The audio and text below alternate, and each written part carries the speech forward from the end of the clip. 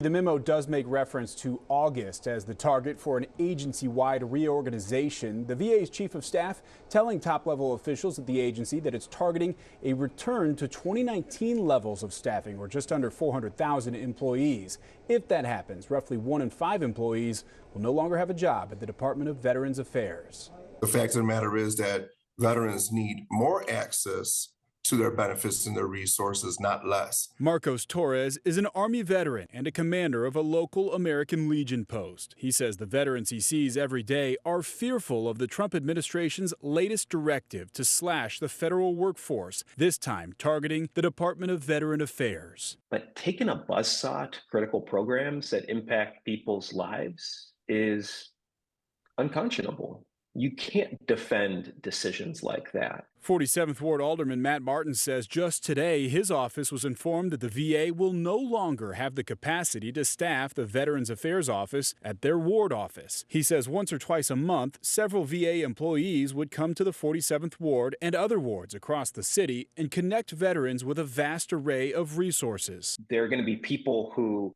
aren't getting access to health care that they need, that don't have a roof over their heads because of the Trump administration's decision. There are others who are going to have to pay a lot more than they otherwise would. Meanwhile, Torres says stripping down Veterans Affairs is un-American, and the government is not delivering on the back end of a contract that U.S. servicemen and women sign when they serve our country. Nobody wants to cut veteran benefits. That sounds real ugly, right, Rob? That doesn't sound good. But what you can do is just make it so incredibly difficult for the veteran to access their benefits and get their benefits that people stop trying.